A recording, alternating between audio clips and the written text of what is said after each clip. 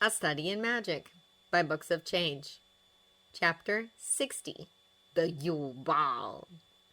In the weeks leading to Christmas, the Met experienced the usual surge in cases of theft, fraud, domestic violence, and assault. After 2 weeks of handling Christmas-themed muggle-baiting cases on top of his December workload, Lestrade gave in and started to use magic at work, at one point actually taking Cecilia's wand out from storage and using it. He later wondered why he hadn't done this earlier after finishing his paperwork in half the time it normally took him. Finding old case files was a simple matter. Just use a summoning charm and voila, the folder came flying towards him. Thus Lestrade ended up having the incredible luxury of free time, in short 10-minute doses, which he spent doing pointless things like throwing darts at a printed photo of Father Christmas. On the particular day in late December, Lestrade was spending his free time contemplating the small glass jar of honey on his desk. The jar just sat innocently, the beautiful golden orange-brown shade of its contents glowing under the fluorescent lights.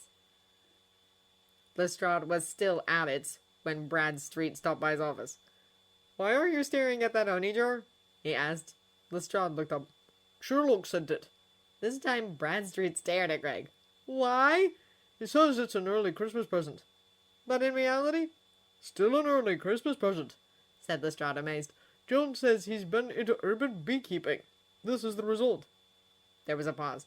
"Why the bloody hell is Sherlock Holmes keeping bees?" howled Bradstreet, making everyone in the bullpen stare. "Dunno," said Lestrade. "Either he's training them to attack people on command, or fatherhood is making him weird. Weirder, I mean."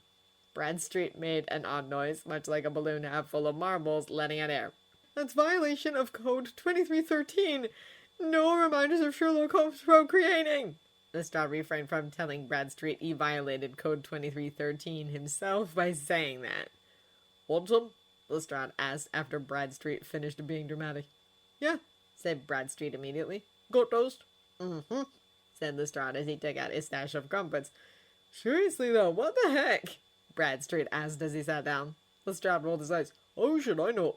I'm not actually an expert in Sherlock psychology." "Liar, I know for a fact you and your wife have been visiting Baker Street regularly," said Bradstreet as he smeared honey all over his half crumpet. This time Lestrade huffed. "You and the rest of the uniform lads need to stop spying on Baker Street, and no, that doesn't count as evidence. The wife likes having me around when she goes to have playdates with John Watson." Bradstreet choked on the company bit into. "Stop! 2313! That's another 2313! While the news of Sherlock Holmes taking up apiculture spread through the Met's finest like a video gone viral, the finest witches and wizards of the upcoming generation were doing as little to further their magical knowledge as possible as the term came to a close. That is, all except Hermione Granger, who was reviewing her potions notes on antidotes in the noisy Gryffindor common room. "I can't believe you're not going to the ball," she overheard Seamus Finnegan saying to Harry at a neighboring table. "Your disbelief won't change the facts," said Harry mildly. "Most people would change their minds when so many girls ask him out," grumbled Dean Thomas. "How could you say no to all of them? The last one was quite a looker, too. She was a foot taller than me. Imagine what I'd look like trying to dance with her." Hermione sighed through her nose. Exchanges like these were a conundrum. On the one hand, spending as much time as possible with family made more sense than going to a fancy ball to someone like Harry, who probably had the thought of his possible death constantly sitting in the back of his head. On the other hand, Harry practically invited people to say all sorts of insensitive comments by refusing to go to the much-anticipated Yule Ball without telling the real reasons. But then again, how could he possibly talk about those reasons? He had had a difficult time admitting them even to his closest friends. Navigating around this new Harry was a challenge, Hermione mused. He didn't brood as much, but there was a definite increase in the length of his silences and solo walks around the grounds. He was also firmer about keeping frivolous and pointless activities to bare minimum, the Yule Ball being the latest example thereof. You could never tell what would trigger him to withdraw into his head, but you could tell when it did happen very easily, but by then it was too late. Neville didn't report any danger nights. Ron was no help at all, the tantrum-throwing idiot. But he couldn't say Harry was spending the nights sleeping. Hermione imagined him staying awake late into the night, turning the case in his head over and over. All things considered, Hermione couldn't wait until Sherlock solved the problem of how to uncover you-know-who's agent. The problem was unlike any case she and her friends got involved in. As a whole, it was turning Harry increasingly dark. Not in an evil way, but in a way that left many people seriously worried about him. Also, all the solutions they used so far to uncover the agent should have worked, except they didn't, and no one could tell why not even Sherlock. And if Sherlock couldn't figure it out, who could? Hermione was trying very hard not to panic when Harry extricated himself from Seamus and Dean's conversation and came over. "Sorry," he said gruffly. Hermione stopped panicking and smiled sadly. It was a mixed blessing, Harry counting fights among the things he considered pointless. She couldn't wait until he felt safe enough to have long, drawn-out fights. "So when are you leaving for London?" she asked. "Friday evening after potions, probably by flu. Hogwarts Express isn't going to run, since there aren't as many students leaving Hogwarts." Hermione's face fell. "So you can't join us for the Hogsmeade trip?" "That should be okay. Good thing, too, I haven't done my Christmas shopping yet." "What are you getting?" "Sherlock sent me a wish list," said Harry, taking it out. "He wants socks and pajamas. The ugliest I can find." Hermione didn't even blink at Sherlock's odd request. She was actually expecting something weirder, like hair powder that let you grow your nose hair into ringlets. "I'm sure there's a clothes shop selling flashy wizard wear," she said brightly. Harry didn't smile back. "Yeah." "You two look cozy. Is there something we should know?" It was Fred and George. They sat down at the table with Harry and Hermione as they both looked up. "Harry, can we borrow Hedwig?" George asked. "Sure, but why?" said Harry. "George wants to invite her to the Yule Ball," said Fred sarcastically. "We want to send a letter. Why else would we want to borrow an owl?" said George. "Why are you sending a letter?" asked Harry. "Who do you keep writing to, anyway?" "Nose out, Harry, or I might stuff you in my trunk until Christmas," said Fred, waving his wand threateningly. "And no deductions, either." "Wasn't even thinking it, but now that you've mentioned it—" "Well, good luck figuring it out," said George, yawning. "Exploding snap?" Hermione shook her head. George shrugged and took out a pack, as well as several desserts. "Jam tart, Hermione?" said Fred. Hermione looked doubtfully at the pastry he was offering her. Fred grinned. "It's all right," he said. "I haven't done anything to them. It's the custard creams you've got to watch." Harry, who had just picked up a custard cream, quickly put it down. Fred laughed. "Just my little joke, Harry." Hermione took the jam tart. Harry remained suspicious until he saw George nibble the end of a custard cream. Only then did he pick up the one he'd put down. "Did you get these from the kitchen, Fred?" Hermione asked as Harry took a large bite. "Yep," said Fred. "The elves are fine, by the way." "All of them?" said Hermione casually. "Yes, all of them, even the one you keep talking about," said Fred, grinning at her. He put on a high-pitched squeak and imitated a house elf. "Winky is not drinking butterbeer anymore. Winky is working very hard and teaching Trouble the baby elf every day." He dropped the imitation. "See? They're fine when you leave them as they are." Hermione said nothing. "So drop the idea of leading the house elves out on strike," said George warningly. "You're just going to upset them and put them off their cooking." Just then Harry caused a slight diversion by turning into a large canary. "Oh, sorry, Harry!" Fred shouted over all the laughter exploding around their vicinity. "I forgot, it was the custard creams we hexed." Within a minute, however, Harry had bolted, and once his feathers had fallen off, he reappeared looking entirely normal. He even joined in laughing. "Canary creams!" Fred shouted to the crowd. "George and I invented them. 7 sickles each. A bargain!" Hermione fumed as a large mass of people eagerly gathered around Fred and George. There were days when the twins' pranks made her wanted to either box their ears or write to their mother. But then they were the only people capable of making Harry laugh lately, so she didn't. She just couldn't. The Friday afternoon, Harry and his friends visited Glad Rags Wizardwear, where they had fun selecting the most lurid socks they could find, including a pair patterned with flashing gold and silver stars, and another that screamed loudly when they became too smelly. John was puttering around 221B, putting up Christmas decorations with the help of Remus Lupin. "I could conjure fairy lights," said Remus as he spellotaped Christmas lights to the mantelpiece. "I'm not explaining to Mrs. Hudson why there are real fairies in the flat," said John. "I thought she was going to her sister's. She always says that, but in the end she never goes. Thankfully." "Why thankfully?" Remus asked. John put on a straight face. "Just think about it. Mrs. Hudson leave Baker Street. England will fall." Everyone laughed except Sherlock, who was entertaining Benedict at the couch without much success. "You can do it after she's done imbibing all the Christmas wine," said Sherlock after they finished laughing. "By the way, John, Mycroft is coming." John looked at him for a moment. I thought he didn't do Christmas parties since they involve other human beings, John stated. Between managing a civil war and a Christmas party, he's choosing the lesser of two evils, Sherlock replied. John's stare became pointed. Which is a Christmas party? You know better than that, John. John drew in a deep breath. He won't be here for the whole thing. Certainly not. He'll find the prospect unbearable.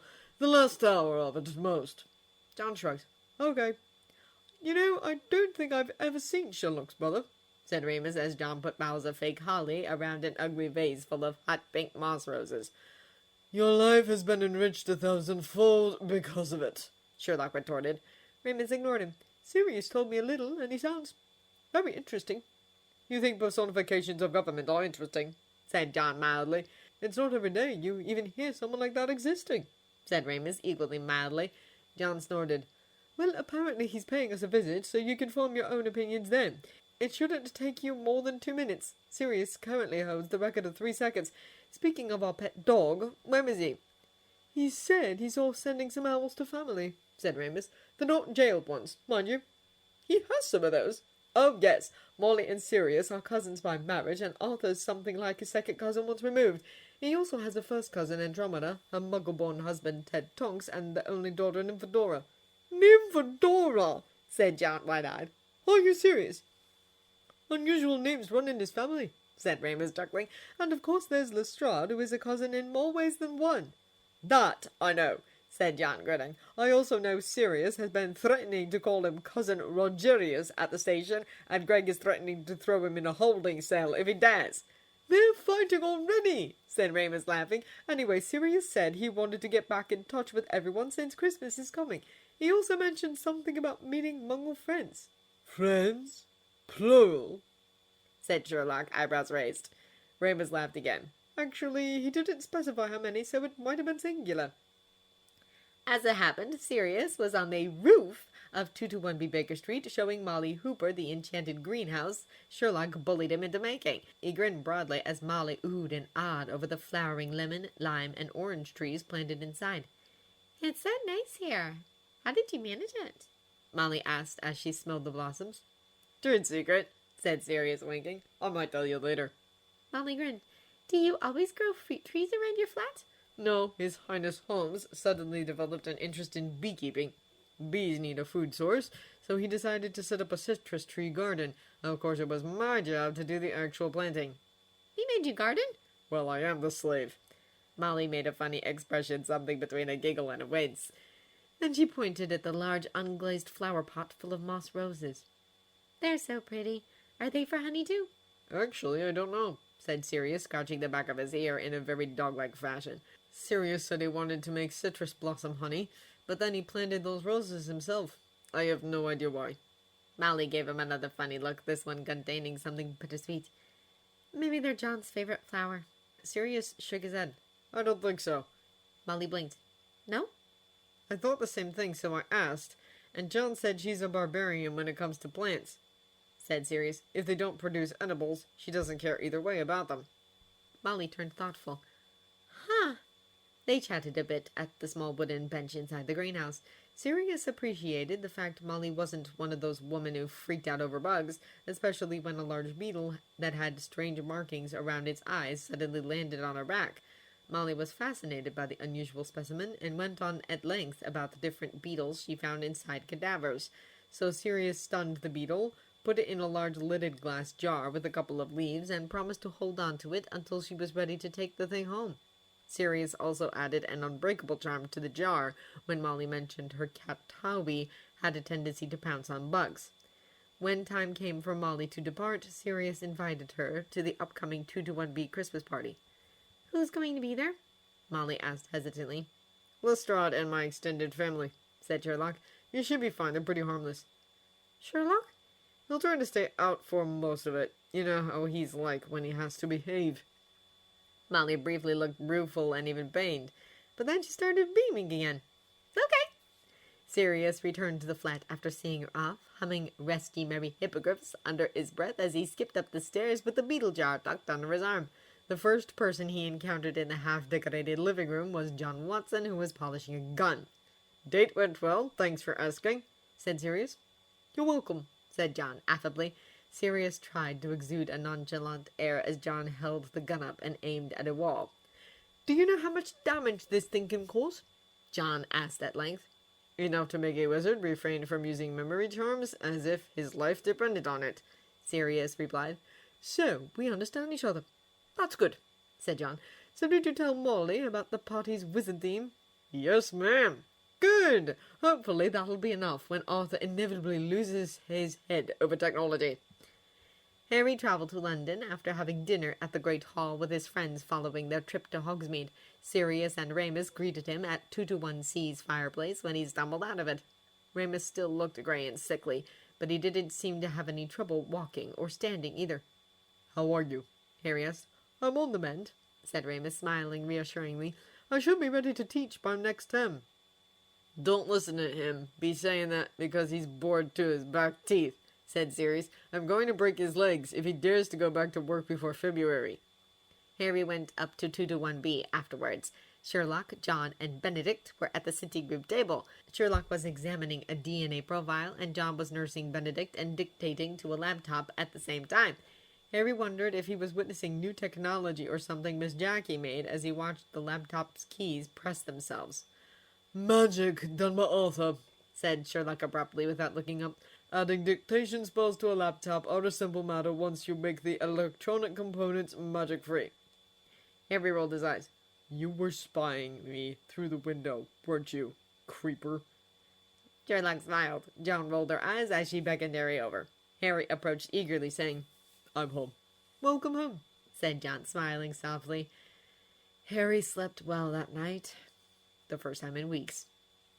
Despite the very heavy load of homework that the fourth years were given for the holidays, Harry was in no mood to work, thus spent the week leading up to Christmas doing nothing in particular when he wasn't joining Remus in his walks at Regent's Park, Sirius often pretending to be his pet dog, reading books that had nothing to do with school or magic, or rolling around the mat playing with Benedict, who was now big enough to wear clothes for 9-month-olds. His friends at Hogwarts messaged him often during that time. Ron was the most frequent caller, for no other reason than that he still hadn't figured out who Hermione was going to the ball with, thus kept trying to get Harry to help him figure out whom. After insisting he didn't want to speculate several times, Harry gave in and dropped a clue. "She must have met him at the library," said Harry. "The library," Ron repeated. Harry nodded. "Where else could he have met her?" Ron pulled a face. "Aren't you a helpful friend?" In retaliation for not helping enough, Ron kept sending photos and videos of the interesting goings-on in Hogwarts just to make him feel jealous. Apparently, the canary creams were a huge hit because many of the videos Ron sent to him were of people suddenly bursting into feathers. George later confided to Harry in a text that the Gryffindors had learned to treat all food offered to them with great caution, in case there was a canary cream concealed in the center, so he and Fred were working to develop something else. Harry made a mental note never to accept so much as a crisp from Fred and George in future. Hermione and Julia sent him many messages too. Predictably, Hermione asked him what Sherlock was doing and how far he was at finishing his homework. Julia preferred to send pictures and videos of Hogwarts Christmas decorations. Harry had paid very little attention to what the Hogwarts staff was doing to the castle to impress their Durmstrang and Beauxbaton guests during the term because he was so busy, but now that he had time to look, he noticed the decorations were the most stunning he had seen yet. Everlasting icicles had been attached to the banisters of the marble staircase. The usual 12 Christmas trees in the Great Hall were bedecked with everything from luminous holly berries to real hooting golden owls, and the suits of armor had all been bewitched to sing carols whenever anyone passed them. It was quite something to hear "O Come All Ye Faithful" sung by an empty helmet that only knew half the words. Then Julia sent a video that showed Filch extracting Peeves from inside the armor, where he had hid himself to fill in the gaps in the songs with lyrics of his own invention, all of which were very rude. Harry, John, Sirius, and Remus shared a good laugh over that one. "I wish I could go there," said John wistfully. "You should have stayed, Harry." Harry shook his head. "I want to be here." And so the days went by. Then on Christmas Eve, Harry received a very odd phone call. "Harry, do you remember the madman from February? You know, the one who kept jumping from tower to tower with the longbow?" Ron said in a rush. Yeah," said Harry, feeling bewildered. "He's back. I saw him lurking in the Great Hall. And Harry, you won't believe what he's wearing." Harry felt torn. He knew exactly who Ron was talking about, and considering the man's track record, he knew his outfit would only make Harry want to look away fast before his eyes started to bleed. But then, like a horrible train wreck, Harry couldn't help but feel intensely curious as to how bad he dressed himself this time. Even Miss Jackie couldn't like it. Ron went on. She said his outfit was only acceptable 20 years ago in a country that really didn't deserve something like UFOs happening to them. Not sure what she meant by that, but muddling you have to see him. He's worse than even Dobby.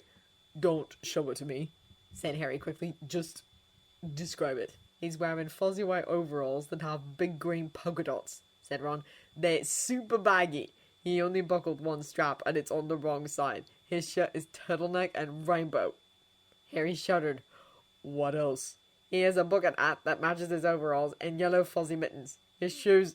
Oh my gosh, what the hell are his shoes? They're sparkly and shiny and... Okay, that's enough, shouted Harry, unable to handle the mental images. So why is he there? I don't know and I don't want to ask. Of course, Harry thought, as he hollered to John that Dr. Robert was back. Around the same time in Hogwarts, Dr. Robert Jew was standing before Miss Jacqueline Shin, who had her face in her hands as though she was crying. The students, still lingering in the Great Hall, watched the scene breathlessly from a distance, wondering what was going on and what was going to happen next. At length, Jacqueline lowered her hands, crossed her arms, and glared at Robert dry-eyed.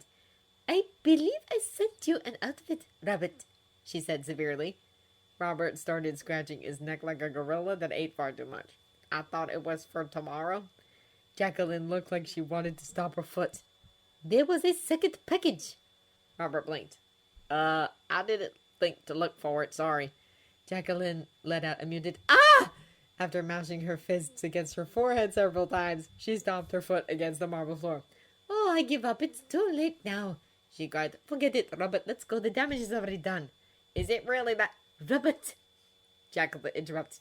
Nothing you say about your clothes will ever make it okay. Do you understand? Yes. Good. Now move. Robert grinned. He quickly drew a portal right beneath their feet, and in the next blink, they vanished. Ron woke up late on Christmas Day, having stayed up watching Hermione and Ginny interrogate Julia about the madman they saw in the Great Hall yesterday. She refused to comment. He and Neville talked about it later in their dormitory, and they agreed the madman couldn't be the person Miss Jackie was seeing. She was better than that. Ron started unwrapping his presents after Seamus, Dean, and Neville got up. He got a pair of violet socks and another maroon jumper from Mum, just like the year before, and the year before that. The rest of his presents were more satisfactory, with the exception of Mr. Jeremy's, which consisted of a suit made of shiny blue material, a black skinny tie, and white shirt with a rounded collar. The ensemble was totally something Mr. Jeremy would wear, but Ron couldn't picture himself wearing them unless he absolutely had to. Hermione's gift was a vast box of chocolate frogs. Neville, another box of sweets containing many of his favorites from Honeydukes. Julia, Victor Crumb's autograph. How? And Harry, a Chudley Cannon hat. Ron and Neville met up with Hermione and Ginny in the common room, and they went down to breakfast together. Julia had already finished eating her rabbit food by the time they got there. When did you get it? Asked Ron after thanking her for the autograph. A few weeks ago, at the library, said Julia, smiling crookedly like Miss Jackie. They spent most of the morning in the music room, comparing and enjoying each other's presents, then returned to the Great Hall for a magnificent lunch, which included at least 100 turkeys and Christmas puddings, and large piles of Cribbage's wizarding crackers. They went out onto the grounds with Fred and George in the afternoon. The snow was untouched except for the deep channels made by the Durmstrang and Bobadon students on their way up to the castle. Hermione chose to watch their snowball fight rather than join in, and at 5 o'clock she, Julia, and Ginny said they were going back to the castle to get ready for the ball. What, you need 3 hours? Said Ron, looking at them incredulously and paying for his lapse in concentration when a large snowball thrown by George hit him hard on the side of the head. Who are you going with? He yelled after Hermione, but she just waved and disappeared up the stone steps into the castle. There was no Christmas tea today, as the ball included a feast, so at 7 o'clock, when it had become hard to aim properly, the others abandoned their snowball fight and trooped back to the common room. The fat lady was sitting in her frame with her friend Violet from downstairs, both of them extremely tipsy, empty boxes of chocolate liqueurs littering the bottom of the picture. Literary fights, that's the one! She giggled when they gave the password, and she swung forward to let them inside. Ron, Dean, Seamus, and Neville changed into their dress robes in their dormitory, all of them looking very self-conscious. Ron briefly considered wearing the dress robes his mum got for him just to be polite, and ultimately decided Mr. Jeremy's shiny blue suit was the lesser of two evils, considering Mum's robes were a maroon velvet abomination that had lace on the ruff and cuffs. "Don't you look fancy?" muttered Dean after he finished dressing. "The business director of MMN occasionally needs to dress the ball," said Ron gloomily as he tried to correct his tie. The common room looked strange, full of people wearing different colors instead of the usual mass of black. Ginny was waiting for them at the foot of the stairs. She wasn't wearing the pink and orange farce Mum got for her, but elegant teal-colored dress robes that had long sleeves overlaid with dark green lace and black crystal beads. "You look nice," Neville said awkwardly. "Thanks," said Ginny, smiling. "Where'd you get that?" Ron asked. "I borrowed it from Julia," said Ginny, glaring. "Speaking of, she's going to meet us in the entrance hall." "Fine," said Ron, looking around. "Where's Hermione?" Ginny shrugged. "She went ahead. Anyway, shall we go?" "Okay." They left the common room and navigated through the crowded hallways. The entrance hall was packed with students, too, all milling around waiting for 8 o'clock, when the doors to the great hall would be thrown open. Those people who were meeting partners from different houses were edging through the crowd, trying to find one another. Ron surveyed the heads of the crowd, hoping to spot Hermione. Then he felt his sleeve tugged at, so he looked down instinctively. A pretty girl wearing deep indigo dress robes and silver and pearl earrings was there. It took several seconds for Ron to recognize who she was, and when he did, his jaw dropped for a second. "Hello," said Julia. Hi," said Ron, marveling at the difference the lack of glasses alone was making. He also wondered what Julia had done to her hair to make it curl in long shiny waves, because he was certain her normal hair was straight, dark, and boring. "So have you seen Hermione?" Julia put on a crooked smile. "No." A group of Slytherins came up the steps from their dungeon common room. Malfoy was in front. He was wearing dress robes of black velvet with a high collar, which in Ron's opinion made him look more of a ponce. Pansy Parkinson, in very frilly robes of pale pink, was clutching Malfoy's arm. Crabbe and Goyle were both wearing green. They resembled moss-colored boulders, and neither of them, Ron was pleased to see, had managed to find a partner. The oak front doors opened, and everyone turned to look at the Durmstrang students, entered with Professor Karkaroff. Crumb was at the front of the party, accompanied by a very pretty girl in periwinkle blue dress robes. Ron thought looked strangely familiar. Over their heads he saw that an area of lawn right in front of the castle had been transformed into a sort of grotto full of fairy lights, hundreds of fairies sitting in the rose bushes that had been conjured there, and fluttering over the statues of what seemed to be Father Christmas and his reindeer. Then Professor McGonagall's voice called, "Champions over here, please." The crowd parted to let the champions through. Fleur Delacour and Roger Davies stationed themselves nearest the doors. Davies looked so stunned by his good fortune in having Fleur for a partner that he could hardly take his eyes off her. Cedric and a small, pretty girl, Ron assumed was Cho Chang, stood next to the pair. His eyes then fell on the girl next to Crumb, and Ron felt his jaw drop. It was Hermione. But she was a strange, cleaned-up version Hermione. She had done something with her hair. It was no longer bushy, but sleek and shiny, and twisted up into an elegant knot at the back of her head. She was wearing robes made of a floaty periwinkle blue material, and she was holding herself differently somehow. Or maybe it was merely the absence of the 20 or so books she usually had slung over her back. She was also smiling. That enraged Ron. How dare she smile and look like she was enjoying herself apart from her friends? Ron refused to look at her direction when the doors to the great hall opened to let in all the students, and just stomped right past her. Ron barely noticed the hall, which he vaguely noted looked very different. He saw the large round table at the top of the hall, where the judges were sitting, and guessed that was where the champions would sit. So he hurried over to one of the round tables close by and secured a seat that would better let him spy on Crumb and Hermione. Julia followed and sat next to him with a deep sigh. Once everyone else was settled in the hall, the doors opened again, and they saw Professor McGonagall, who was wearing dress robes of red tartan and had arranged a rather ugly wreath of thistles around the brim of her hat, standing before the threshold, the champions and their partners behind her in line. Everyone in the great hall applauded as they entered and started walking up towards the judges. Ron didn't clap, but watched Hermione with narrow eyes. She still looked happy and giddy. That infuriated him more.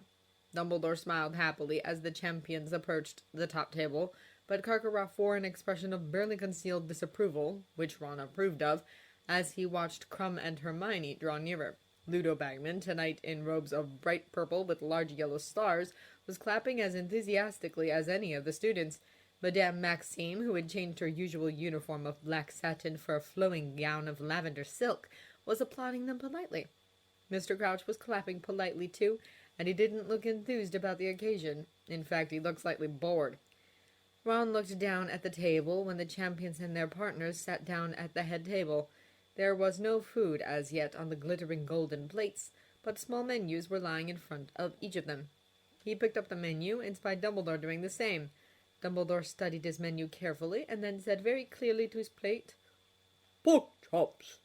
And pork chops appeared. Getting the idea, everyone else placed their orders with their plates too.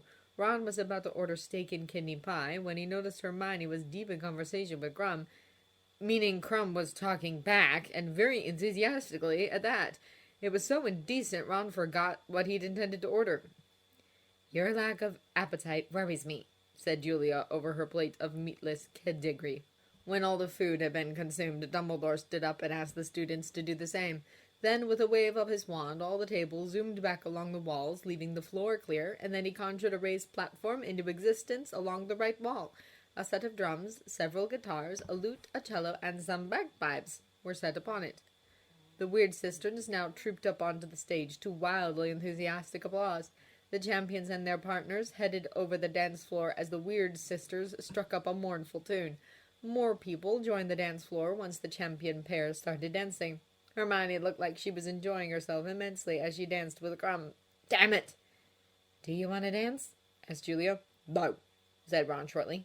"Okay," Julia sighed. Then she took out her phone and started texting.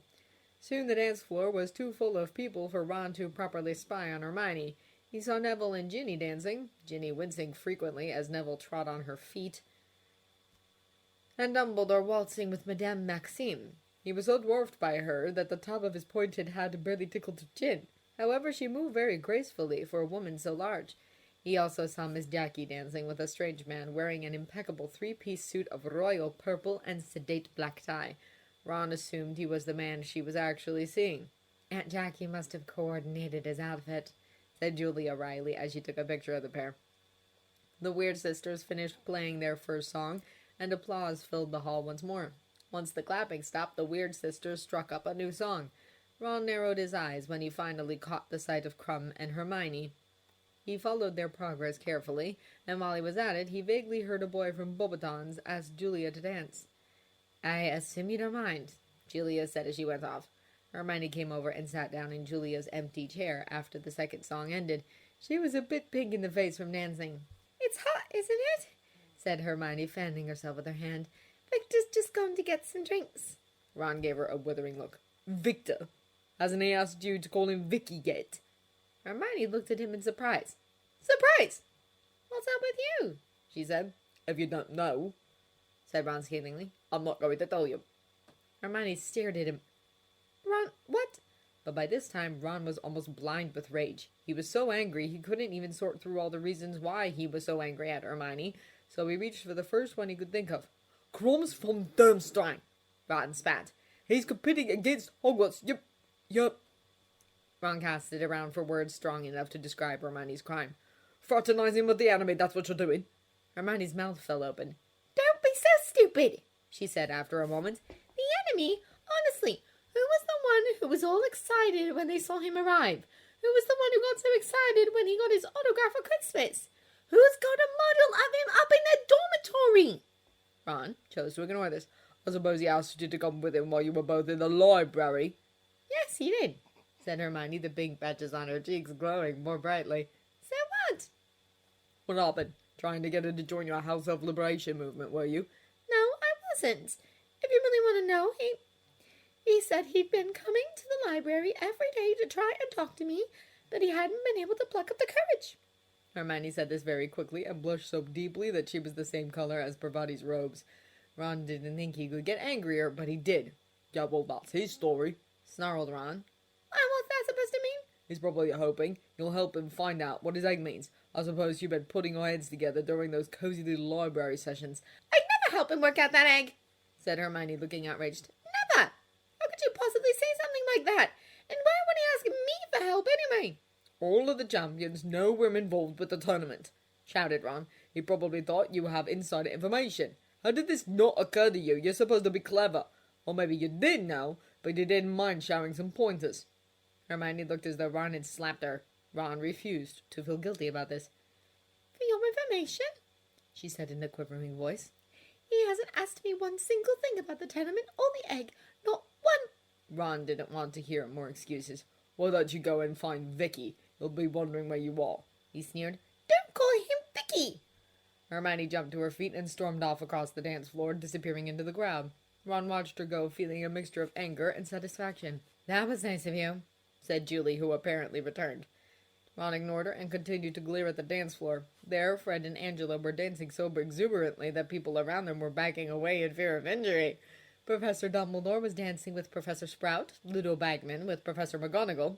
Madame Maxine and Hagrid were cutting a wide path around the dance floor as they waltzed through the students, and Karkaroff was nowhere to be seen. "Where is Bonini?" said a voice. Crumb had just arrived at their table, clutching to butterbeers. "No idea," said Ron mulishly, looking up at him. "Lost her, have you?" Crumb turned surly. "Well, if you see her, tell her I have drinks," he said, and he slouched off. The song ended, everybody applauded once more, and Ludo Bagman kissed Professor McGonagall's hand and made his way back through the crowds, at which point Fred and George accosted him. Ludo Bagman shook off Fred and George fairly quickly, however, and sat back behind the top table next to Mr. Crouch, who hadn't left his seat all evening. Crouch didn't bother to turn, and just drank deeply from his wine-glass when Bagman started talking to him. Julia was asked by another boy for the fourth song, and she went off again with him. Ron remained in his seat watching Hermione dance. The sight made him want to kick something or upend the table, and yet he couldn't bring himself to look away either. About halfway through the ball, Julia suddenly came over and slapped the back of his head. "What was that for?" asked Ron furiously. "You wonder why," said Julia ironically. "Now listen, do you want to make some people really angry?" Ron frowned. "What do you mean?" Julia jerked her nose at a certain direction. There Malfoy was dancing with a third-year Slytherin girl. He threw a contemptuous look at Ron when he noticed him looking. Close by, at the top table, Hermione was talking animatedly with Crumb. "All right, I'm in," Ron muttered furiously. "But how are we going to do it?" "Just follow me," said Julia. She took Ron by the hand and dragged him to a secluded spot close to the stage. There was an electronic music player connected to the speakers there. Julia quickly did something to it. Then she dragged Ron to the dance floor. Ron was about to ask how was dancing supposed to make either Malfoy or Hermione angry when the Weird Sisters left the stage for an intermission break. A disappointed murmur spread through the students as they wondered what was going to happen next. "Honestly, do they think they can play live all night? Even the Weird Sisters need a break," Julia asked. "Why are we here then?" asked Ron. "There isn't going to be more music since—" Just then Ron heard a Muggle music playing. It sounded very familiar. The song had an underlying clapping beat, and the disembodied singer said they were going to get funky this time. As the song progressed, Ron suddenly realized where he heard the song from. It was the YouTube video Harry showed him once, where large groups of people from all around the world danced according to the black singer's directions. Then the wall behind the stage showed the aforementioned YouTube video. "You did not," Ron gasped as all the half-blood and Muggle-born students rushed back to the dance floor. "Yes, I did," said Julia, smirking. "Shall we dance?" Ron briefly spied Malfoy. He looked outraged. "Yeah!" "What is this?" growled Martinius Crouch as he stared at the large body of students on the dance floor with an appalled look on his face. All of them were dancing enthusiastically according to the Black Muggle singer's directions. "Who cares? It looks really fun!" cried Ludo Bagman as he imitated the students. "Dumbledore, what is this outrage?" Crouch demanded furiously. Dumbledore didn't reply. He was too busy laughing. His laughter only increased when the next music video played. It featured a stout Oriental man doing a funny galloping dance with his wrist crossed. Unable to handle this anymore, Crouch stormed off, shattering his wineglass on the way.